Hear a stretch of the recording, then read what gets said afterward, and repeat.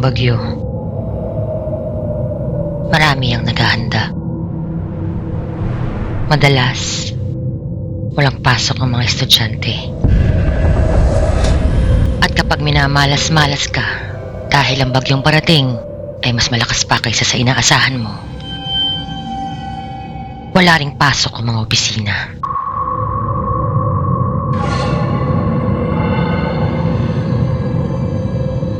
At sa mga panahong ganito, karamihan sa mga establishmento ay tila ba abandonado. Marami ang mga nabubuong kwento, mula sa mga tagabantay hanggang sa mga taong hindi maiwanan ng mga trabaho. Mga kwentong hindi mo maipaliwanag. Mga karanasang minsay nagpapataas ng iyong mga balahibo. Mapapaisip ka na lamang kung ang lahat ng ito ba'y may katotohanan o ito ba'y likha lamang ng ating mapaglaro at malilikot na imahinasyon. O baka naman isa itong kuni-kuni.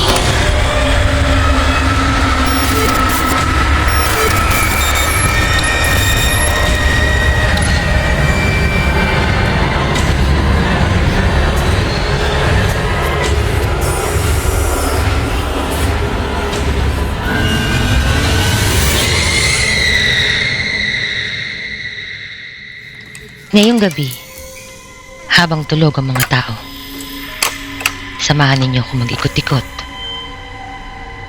pakiramdam, at magmasid-masid sa kung ano ang nasa dako pa roon.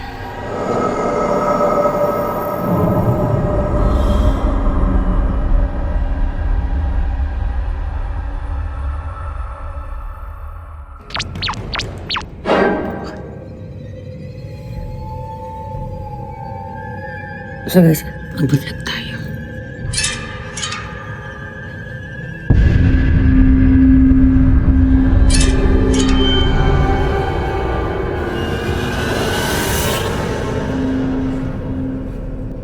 Kusina yan, te.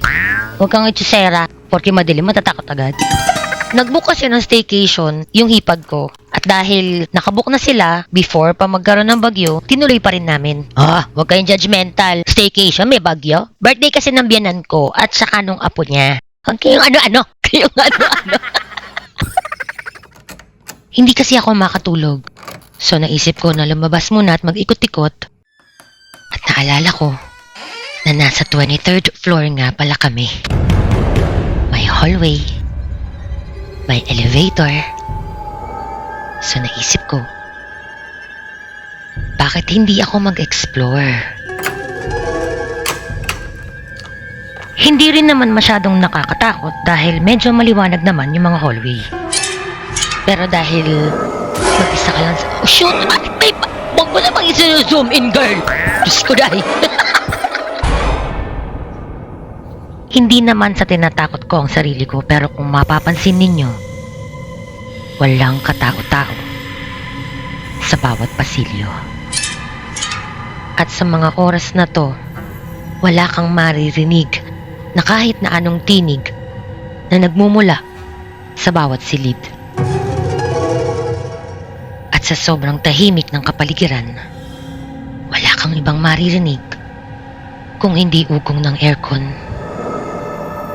mga ugong ng elevator, at yung pakiramdam na mag-isa ka lang sa madaling araw. Tapos, wala ka ibang choice kundi mag-elevator. Marami na tayong naririnig na mga nakakakilabot na kwento patungkol sa elevator. Ngunit may katotohanan nga ba? Ating alamin. Hiningat iba pa. Hindi ko kaya, ti. Tutuloy ko ba ito? Okay. Pero alam niyo ba, wala naman talaga akong balak mag-vlog ng araw na yan. Pero dahil sa kausap ko ng gabi na yan, ang sabi niya sa akin, mag-vlog na rin daw ako dahil nandyan na din naman ako at may elevator. Ba't di daw ako mag-vlog? Total, nakakatakot din naman daw yung kwento niya. Oo, ikaw yun, Claudine Natividad. Shoutout sa'yo na ang galing-galing mo. Ba't hindi ikaw mag-vlog dito, girl? Yung kwento kasi ni Claudine, guys, is about elevator. Hospital elevator. Bagaman elevator ng hotel ang sinasakyan ko ngayong madaling araw, lalo na't mag-isa lamang ako, ay hindi pa rin maaalis sa akin ang kabahan.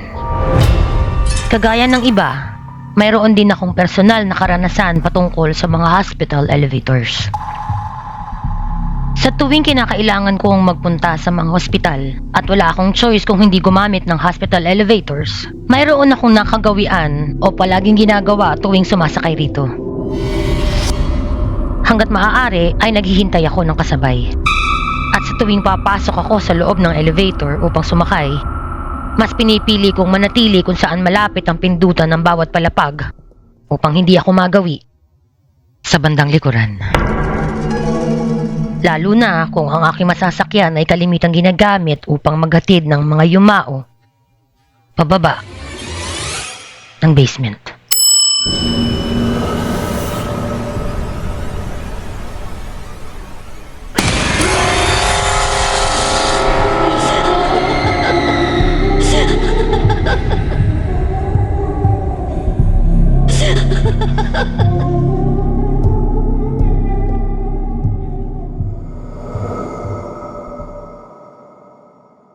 Umaga na. Bumaba ako 5:30. Sa tingin nyo nasisiraan na ako ng ulo. Alam nyo, nakakakita ako. Tapos pupunta ka ng elevator. Alas sa maling araw. Nahihimatayin ako do. Saan banda? Okay. Alas 4 ako lumabas. Isang oras ako sa elevator. Bakit? Nag-up and down ako. May paglaro ng elevator. Naghanap kasi ako pandesal. So, kamusta naman yung boko, di ba? Wala akong microphone. Ganda ko dito. Makatao-tao dito. Yes, malakas na yung ulan. Kahit wala pa ulan. Bakit ganyan yung mukha mo? Okay na yung inang mukha. Yan parang tangaw. So, magbablog tayo dito. Kasi walang tao. Ganyan ang vlog. Vlogger ka pa. Tangaw kasi magsabi. Alam niyo ba, sanay na ako magsalita mag-isa. Hindi ko alam kung nagbablog ko. Kasi yung buhok ko. Ayan, walang tao dito. Hindi ko masyadong pwede ipakita yung mga ganap dito. Alam niyo kasi, malakas na yung ulan. Ako lang mag-isa dito. Literal na ako lang talaga mag-isa. Ayan o. Nakita niyo ba? Alam mo, nakikita niyo. Hindi ko alam kung makakakita sa akin yung sa pinaggagawa ko. Ang dami namin tao dito. Pero ano na to, umaga na. Feeling ko marami nakakakita sa pinaggagawa, nakakasok dito. Ayun, nakakatakot ako. Nakakatakot yung mukha mo, girl. May papakita ko sa inyo. Girl, alam mo yung nakikita mo sa mga pelikula, lakas mo naman makaluma, girl. Ganito kasi yung mga nakikita ko sa mga movie. Movie, okay na. RT. Lagi nakakatakot. Paano kung biglang may katabi pala ako dito? Lakas ng ulan. Wala pang ulan, girl. Ano lang. Malakas yung hangin. Pero feeling ko malagagi. Kanin kagabi, hindi malakas ang ulang, malakas ang hangin dito eh. Nasusukot ako pag nakikita ko yung pa ako doon sa salamin. Feeling ko biglang may kata. Tinan nyo ha, baka mamaya biglang may show dito Day, ang lakas ng hangin, day.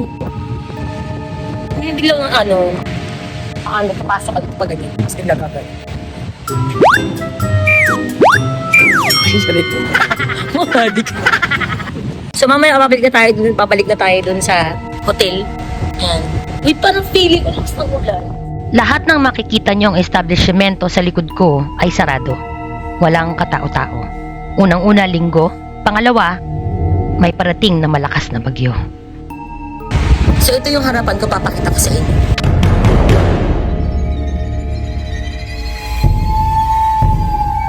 Habang nag-i-edit ako at pinagmamasdan ko ang gusaling ito, biglang pumasok sa isip ko ang mga kwentong patungkol sa mga itinatayong gusali. Gaano nga ba katotoo ang mga kwentong ito. Ayon sa mga kwento-kwento, bago pa man daw itayo ang isang gusali o pagkatapos itayo ang mga haligi nito, mayroon daw mga ritual na karaniwang isinasagawa. At ayon sa kanilang paniniwala, ito rin daw di umano ang nagpapatibay ng pundasyon ng isang gusali. Ito ay ang kanilang tinatawag na pag-aalay o mas kilala bilang padugo. At karaniwan daw na ginagamit sa pag-aalay na ito ay ang mga alagang hayop. Ngunit ayon din daw sa mga kwento-kwento, ay may mas malagim pa raw na pag-aalay ang nagaganap.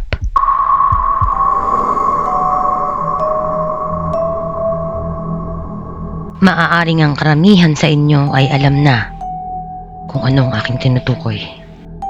Dito rin marahil nagmula ang mga kwento patungkol sa mga bata na kalimitang nakikita at naglalaro sa kalaliman ng gabi.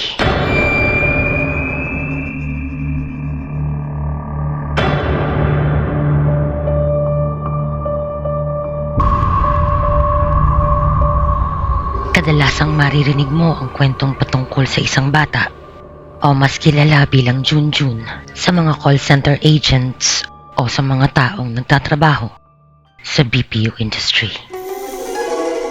Tulad ko, na minsan ding nakapagtrabaho bilang call center agent, may isa o dalawang silid ang sikat na sikat sa amin na kung tawagin ay sleeping quarters. Dito ay maaari kang matulog o umidlip during your break hours. Break hours lang te ha. Huwag mong gawing apartment yan girl. Huwag mong gawing 3 hours ha. Kadalasan din naman ako natutulog sa sleeping quarters. Pero nung una ay hindi mo ako mapapatulog o ni mapapasilib sa naturang silid. Ito ay dahil sa samot-saring kwento ng kababalaghan patungkol sa silid na ito. Isa na rito ay ang tila ba isang bata na gumigising sa'yo sa himbing ng iyong pagkakatulog.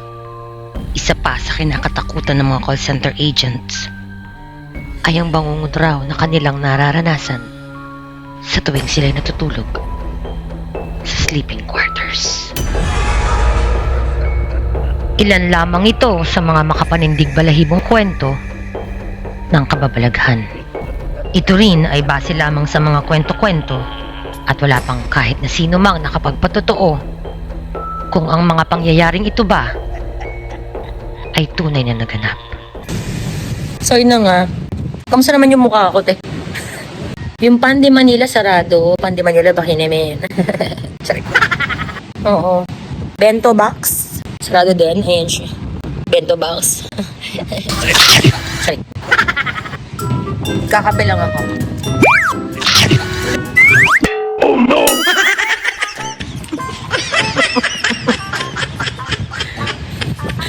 Siguro kami nakakakita sa akin dito. Pag-iisipan nila, baliw na ako.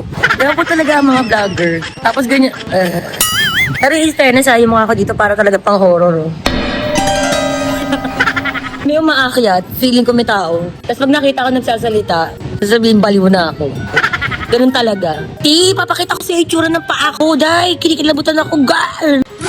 Girl, alam mo, iniisip ko, para ako nasa horror movie. Paano kung biglang may lumabas na isa pang paa dyan, tapos alam mo yun? Okay na, te? So, uwi na tayo. So, babalik na tayo doon. Tapos, doon ako. Wala nang hangin. Mukha na tuloy akong tanga. May mga tao na dito. Bakit parang may dumaan sa likod ko, no? Parang lang. Hindi ako sure. Yung nakaharap ko dito, tambayan, kinini. Pero walang closed. As of the eternity, guys. Narinig niyo ba ako? Kasi wala akong microphone. Kasi nga biglaan lang tong vlog na to. Ayan. Sorry. Sana naririnig niyo ako, di ba? Para makakapag-vlog tayo. So, pupunta tayo dun sa kabila. Ba't ganyan? Bakit ganyan naman na nangyari sa'yo, ante? So, may nabudol tayo. Bababa na tayo kasi wala naman akong ganap dito. Bababa na tayo. Actually, wala akong dalang tripod ngayon. Hindi mo itsura ko. Para na mamamalengkit. So, May tsura ko, girl. Ano to? Diba? Kasi naka-check-in lang kami dito. Wala lang, staycation. Ayusin mo naman yung damit mo. Mukha ka namang di. Kaya, cowboy tayo eh. Kasi kahit parang tsura ko, parang ilan na anak mo? Labada mo, si Alitoyang. Si Aling Toyang. Sira ulo tong babaeng to. Bababa na tayo. Ay, lumalabas talaga yung mga susuhang ko dito, ti. Mumukha naman ako dito, namimigay ng Kung ano pa nang gagawin. Dali lang, bay. Hindi ko lang kung naririnig niyo ako. Kasi wala akong tripod. Biglaan lang din yung vlog ko. Ganyan dapat, Para kang tanga. Umuulan, guys. So, umuulan, babalik na tayo dun. Para akong naglalaba. Ay, oo, Dahil umuulan, te. Malakas ang kalimnan mo. Pero okay lang. Wala namang kulog. Ayan. Wala namang dumadaan. So, nadaan tayo. Ang daming sasakyan. Kala mo kinaganon dakot, diba? Para ako naglalaba lang. Tumadaan lang ako. Ay, may aso. Ay, nagagalit yung aso sa akin, te. Tinan mo, inaabangan ako. Tinan mo. Oh.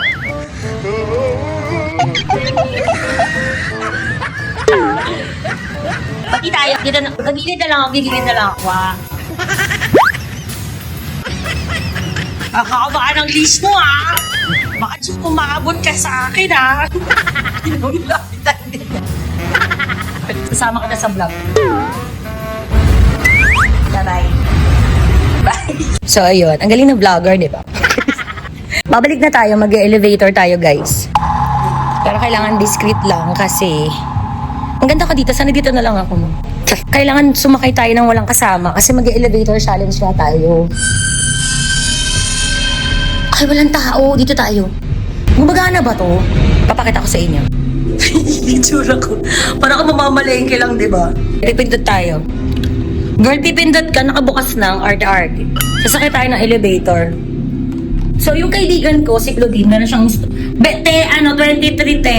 O, paano gagana? Kasi kailangan to merong ganern. O, bakla. Tumunog. Yun, tumunog na siya. So, kailangan pipindot tayo ng 23rd. Sasara natin. So, merong elevator horror si Claudine. One time, magbabantay siya ng lola niya sa hospital. Tapos, syempre, kailangan din yung sumakay ng elevator. Elevator hospital, guys.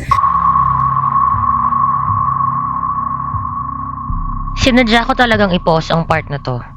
Dahil kung mapapansin ninyo, hindi na ako mapakali at malikot ang mga mata ko. Alam kong umaga na at medyo maliwanag na. At karamihan ng mga tao ay gising na sa mga oras na to. Pero hindi niya pa rin maaalis sa akin ang kabahan. Sapagkat habang nakasakay ako sa elevator na ito, ay dito ko rin mismo ikukwento ang elevator hospital horror story ni Claudine Natividad. And it goes a little something like this, pink. Kinakabahan kasi ako mga girls and boys and family and friends. Sa totoo lang tinatawagan ko ngayon si Claudine. Dahil habang ine-edit ko itong part na to, biglang sumakit ang ulo ko at naglolo ko mismo ang editing app ko. Hindi rin naman lingid sa inyong kaalaman na nakakaramdam din ako at paminsan-minsan nakakakita ng mga bagay-bagay na hindi natin kayang ipaliwanag. Kung kaya't pinayuhan ako ng aking asawa na bago ko pa man daw ipagpatuloy ang aking ginagawa, ay humingi daw muna ako ng gabay sa itaas.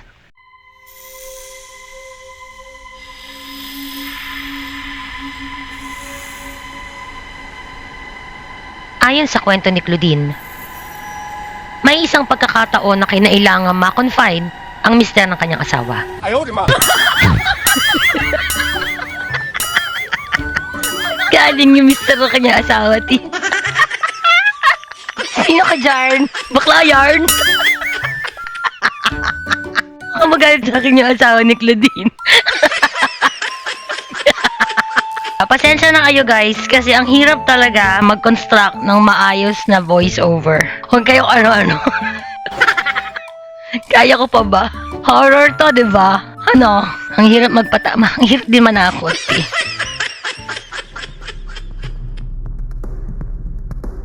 Ayon sa kwento ni Claudine, may isang pagkakataon raw na kinailangang ma-confine ang lola ng kanyang asawa. At sa mga panahong ito, ay katatapos pa lamang ng pandemya. Kung kaya't sa mga panahong ito, ay mahigpit pa rin ipinapatupad ang protokol sa bawat ospital. Isang tagabantay lamang ang pinapahintulutang manatili sa bawat pasyente. Sa pagkakataong ito, si Claudine daw ang naatasang magbantay. Ayon pa kay Claudine, isa daw itong pribadong ospital na magkahiwalay ang main building at ang building na kailangan niyang puntahan. Pasado 10:00 na nang makarating siya sa ospital.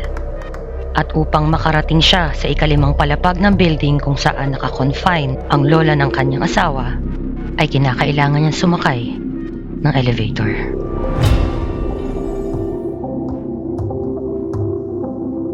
Isang normal na araw para kay Claudine. Ngunit wala siyang kamalay-malay sa kababalaghan na kanyang mararanasan. Habang paakyat ang elevator na kanyang sinasakyan, ay nagawa pa niyang kumuha ng mga litrato na siya lamang mag-isa. At habang masaya daw siya na ginagawa ito, walang ano-anong biglang may nagsalita raw sa kanyang gilid, malapit sa kanyang mukha. At sinabing, Mag-isa ka lang.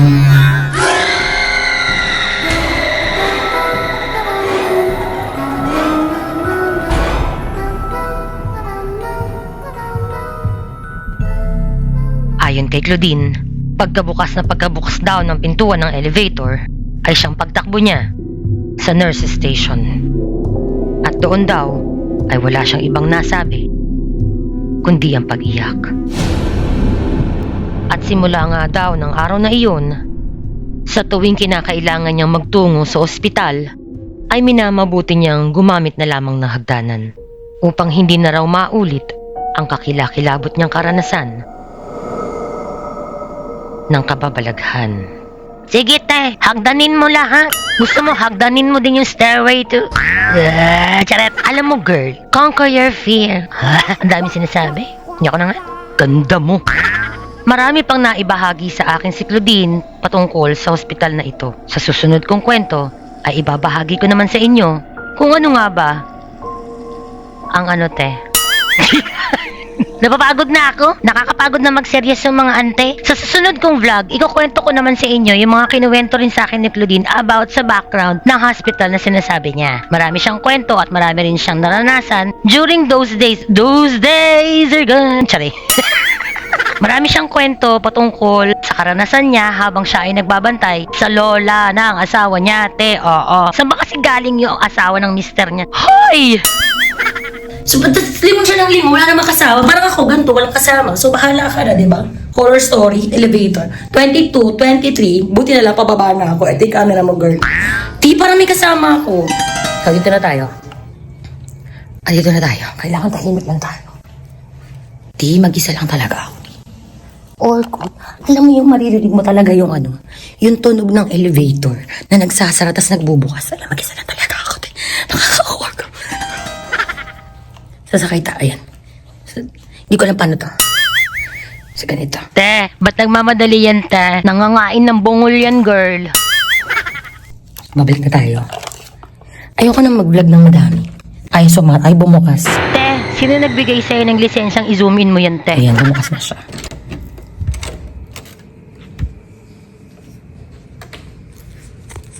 So, tulog tayo. Ang okay ng ingay mo, te. Grabe ka. Nagising yung mga tao, te. Grabe ka. Bakit hindi mo malang hinawak?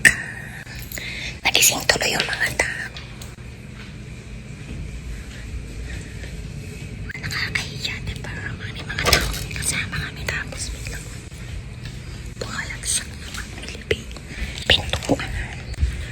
So, hindi na ako pwede mag-ingay kasi may mga kasama kami dito na family na mister ko. Natutulog na.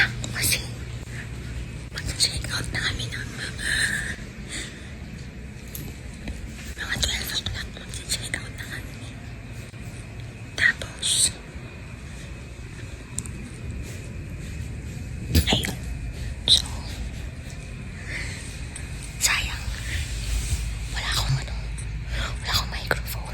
Tulog pa sila. Grabe yung pintuan dito. Ang lakas-lakas pag hindi mo hinawakan. Parang may nag-aaway ka turn. Sige na guys. Babay na. Mamaya na ka magkukwento ulit.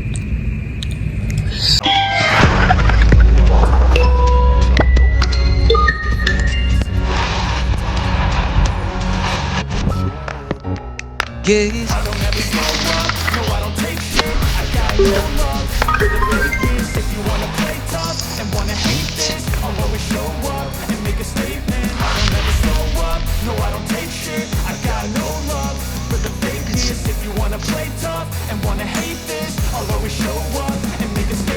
Everything I do so instinctive and so passionate. Every word I move so descriptive like an adjective.